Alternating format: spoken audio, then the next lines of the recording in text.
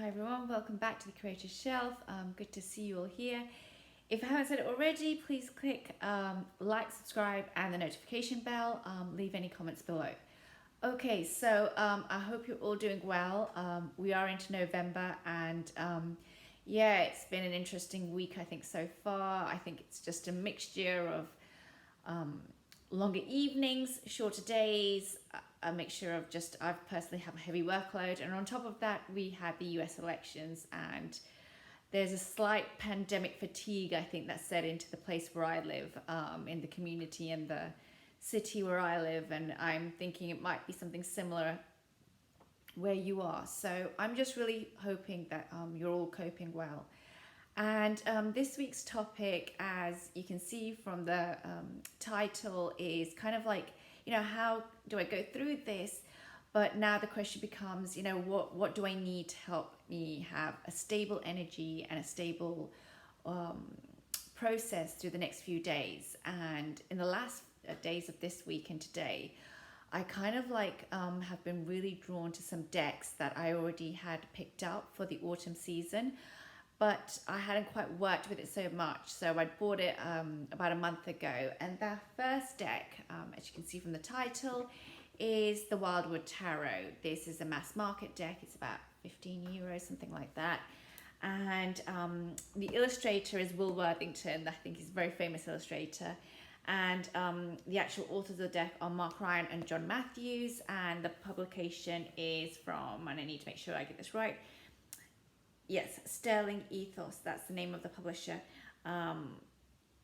So Sterling Ethos. So basically, I picked up this deck in, I think it was the end of September, something like that, or the beginning of October, and it was a deck that was recommended by so many tarot tubers, and it's very well known. I think it came out in 2015. I think that was the year it was published, and it's a deck that I think it uses the Wheel of the Year. It doesn't use the very basic tarot system. It uses a slightly different one. It comes with its own guidebook. Here it is, a very big, full guidebook.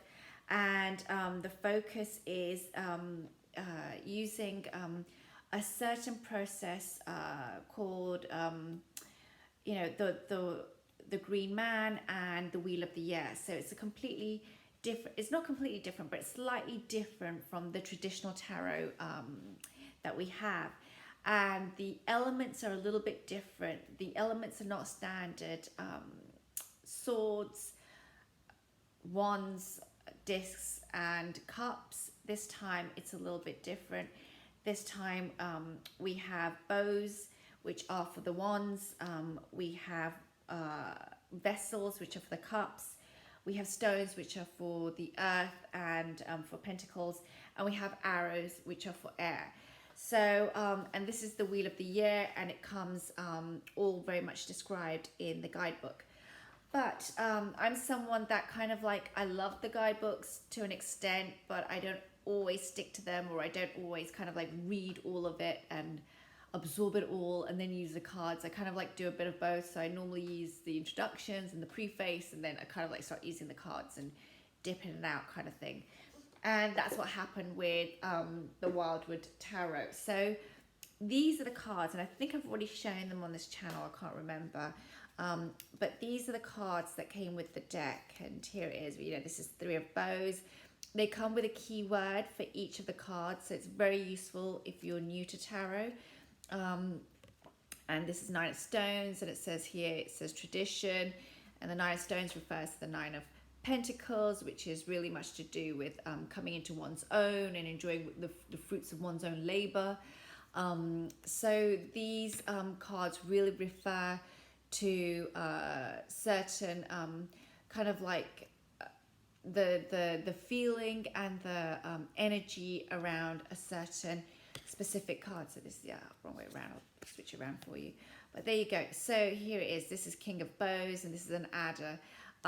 So it's a really interesting deck, and 6 of Arrows also says it says transition, which of course is very much true, which is normally the 6 of Swords, and we talk about traveling and moving away in a journey and leaving behind something, and it's kind of a bit of a dark part of the journey. But yeah, I kind of like decided to pick up this deck this week, and I really, really loved it. I find this deck is just so powerful, yet it has a certain level of also not overpowering. Let me put it that way. It works with the reader rather than against the reader or scaring me or anything like that. One of the question that I asked myself, actually, if anybody's interested in doing draws or wanted to know what did I ask, was using this pack, was I asked it, what are the energies that I need to work with in the coming days? So these are energies that are around, not so much to do with the other people, but how I need to compose myself as I go through the next few days, especially it being a very busy period. And I had just some wonderful kind of like takes from that. I drew 3 cards. I kept it very simple. I used just upright. I didn't use reversals this time. I just really needed a clear message of what can help me go through the next few days. And it was a beautiful reading. You know, it's just 3 very simple cards, and yeah, I was just really, really impressed by it. And I really recommend it to anybody who's either new to tarot or wants to expand their practice and do something different. This is the Wheel of the Year, so every card doesn't traditionally relate back to the original tarot Rider-Waite-Smith system. Sorry, I should say. It has its own system, so it is important to work with the guidebook in that sense. But the whole pack is very, very easy to use. And you know, I think for a mass market €15 deck available on Amazon, available on Book Depository, for a mass market deck, it is just really like blows me away. So yeah, you know, there was a huge hype around this 5 years ago when it came out, and a lot of people were talking about it. I wasn't working with the tarot at that time. I think it was 2016 when I bought a few tarot decks, and then I didn't really explore it too much. I didn't know about this deck at all, to be quite honest with you. And I kind of like, this is one of those decks which I bought and then I didn't use it immediately, but then this week I picked it up and it's just fantastic. The authors of this deck and the illustrators of this deck, as I recall, are also the ones who did the Druidcraft Tarot, and also, you know, they did also things like here it is. Here's one of them. You know, this is an animal oracle deck that goes with the Druidcraft Tarot. Sometimes the authors change. I should be careful of that. Sometimes the authors change, but the illustrators sustain, which is Will Worthington. And I cannot explain enough again that this illustrator is just, you know, he's got amazing talent. He's just so gifted, and the drawings really are very, very powerful. They really draw in the reader, the observer, the person drawing the cards. They really have a very a beautiful depth to them. That's the best way I can put it. Now, for example, the 6 of Vessels is the 6 of Cups, traditionally a card which harks to the feeling of nostalgia and looking back on good memories and things that we've enjoyed in our past. And this card, for this interpretation, it's a reunion, a re-meeting, and I just really love it. You know, you've got otters, and otters are beautiful beings that work really hard. You have the landscape, the trees coming out of the earth. I mean, it's a really stunning visual of just coming together of water and real earthy energy. But here you have the Ace of Bows, and the Ace of Bows is traditionally the Ace of Wands. It's about new spirituality, new creativity. And here it talks about spark of life. You know, it's like the spark of talent, of genius, or the spark of creativity that we can have.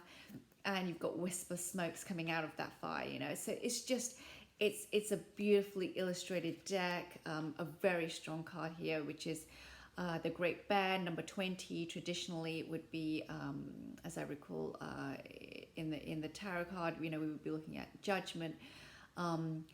But again, you know, it just, I mean, you've got the aura borealis, you know, of the Northern Lights behind it, and it's just been beautifully done. This is Number 5, this is the ancestor, harking back to our ancestors. And here, one of the things that I really love about this card specifically, which is also on the cover of the deck, of the box, is that when I originally bought this deck and picked it up, and I'd seen it in so many times, and I bought it for something like 15 euros, 12 euros or something, and it took me to look at this card instead of looking at the cover photo, which is the same. And it took me a while for me to realize that this is actually a female figure, or of a female body, I should say. And I just loved it. I just really like that female empowerment that you have there. Traditionally, for some reason, in my mind, the ancestors would go to a patriarchal society, but this was just beautiful. So, I really like the way it's been done. This is the moon, card number 18, traditionally in the tarot, and you can see here the cosmic egg reflected below. So yeah, I really recommend this deck, not just as a tarot, but perhaps also as an oracle deck. And people ask me sometimes, they say, do you use the cards for divination and seeing into the future? I think for me personally, I'm someone that likes to use the cards in terms of what are the energies that I need to bear in mind, what are the energies that are that I'm seeing in front of me. Interestingly, the reading that I did, a lot of the bows came up, the 3 cards that I pulled, and the ace of the bows suits in this particular deck refers to fire, and of course we're going into the Sagittarius energy when it comes to the end of November, and so it just really linked so well to what we're coming into. But yeah, I just I cannot speak enough about this deck and the actual magic it holds in terms of its beauty and its simplicity and the grounding earthy energy it gives. Okay, so that was the Wildwood Tarot. And another deck that I have been just dipping in and out of in the last few days, and I think I'll also be using next week, is a deck I've already mentioned before on this channel, but here we go again, and it is Goddess Dream by Oracle by Wendy Andrew. And again, a deck which has very beautiful images. I think it's very affordable, again around the €15 mark. Rockpool Publishing is the publisher. Again, very affordable mass market deck, and I really love the images. They are for me very feminine, soft. I love the color palette, lots of pastels. I also like the fact that it has snowy, wintry images. It's not all this summer vibe, which is perfect for this time of year.